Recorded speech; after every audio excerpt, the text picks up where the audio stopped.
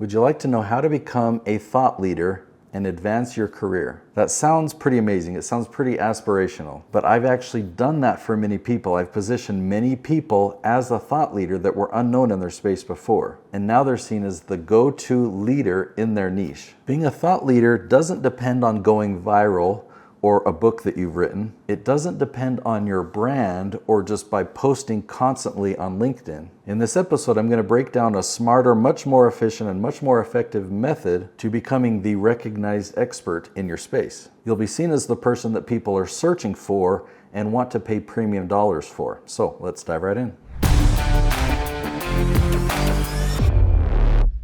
So let's address what a lot of people think it takes to become a thought leader. Myth number one, thought leadership is just about being popular or building a personal brand. Now, there are plenty of popular people or famous people that are not seen as thought leaders. Just because you're famous or just because you had a video go viral does not mean people see you as the expert. And there's a big difference between a brand and you as a person being a thought leader. Branding can be important. Branding can provide a lot of clarity on your expertise, and especially when people are ready to hire you, branding can help there. But how do you be seen by people who've never heard of you before and position yourself as that authority and be remembered that way? Myth number two, I need to be a published author and keynote speaker first. I love having a book. I mean, my first book was a 2-year journey, and I put my heart and soul into that book. It's a really good book, meaning I didn't just write it so that I could show it off as a glorified business card. But the book has not helped me position myself as a thought leader. There's spaces where I am seen as the ultimate authority, and then the book has helped back it up. The book has helped really indoctrinate them into my strategy. It's helped validate what they've learned about me. Now, what comes first, the chicken or the egg?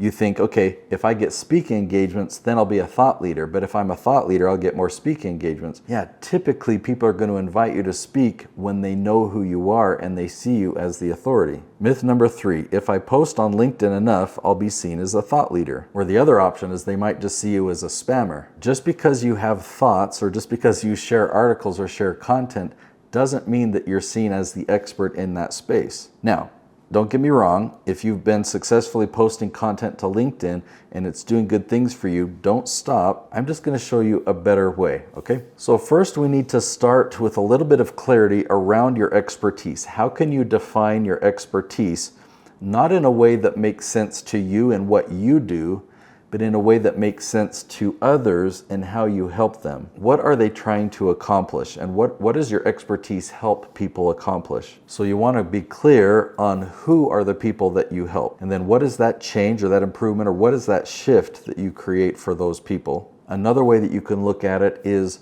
what is the pain that you solve for the people? So once you explore those things, you can begin doing research to find out for these people, what research are they doing online to try and solve that challenge or to relieve that pain. The tools that people most commonly use are Google, YouTube, and ChatGPT. That's where they're going. They're typing in searches, they're asking questions, they're trying to figure it out. Well, the good news is we have that data. We can look and see what they're typing in. We know the questions that they're asking. And today, people are being way more specific with their research and with their searches, so we can sort through all the millions of questions out there and hone in on those questions that are your target audience, that are the exact ones that you want to see as the thought leader. Like if all the people in the neighborhood say, oh, that guy down the street, he's a thought leader, but none of them are your target audience, that doesn't mean anything. The people that need help, they see you as the expert, they're going to hire you, whether they hire you for consulting or speaking, or they buy your course or they buy your book. Thought leadership is more than just sharing ideas, but it's actually using those ideas to help people get results. So the more case studies you can develop of helping people get results, the more you'll be seen as a great thought leader versus just a great author. Typically, when you get really good at something, you've figured out the steps, you've figured out a shortcut, you've taken something complex and you've made it simple, or you've made the steps to do it step by step, or you've made that simple. So if you can take somebody and you can hold them by the hand and show them how to get results, then you can become an expert in that thing. You're an expert in helping people get those results. Now, if you want to be the number one authority, the go-to authority in your space, then you need to be better at answering your audience's questions than anyone else. So if any of your competitors think they know the answer, you need to give a better answer. So it's not about just doing research on Google or ChatGPT and saying, what's the answer to this question? My audience is having this challenge. How should we solve that? And regurgitating what everyone else is saying. You have your own experiences. You have your own stories. You have your own biases. So here's the perfect formula. I want you to do research and find these questions that your target audience is asking online. And I want you to make a simple talking head YouTube video. The reason I focus on YouTube is because YouTube content is searchable on YouTube, Google, and ChatGPT. Any other place like LinkedIn, they don't have a good content search engine. Facebook, it doesn't have a good content search engine. So you can make this very helpful content that's answering this question. If you post it anywhere else, it's only going to be seen by your connections or your friends. But if you post it on YouTube, it'll be seen by more and more people, and you'll be able to grow in your authority. So authority is what we want to build here. And you want to separate your marketing into 2 steps. So you have your relationship building videos, and then you have your promo videos. I want you to understand this inside and out so that you can master this.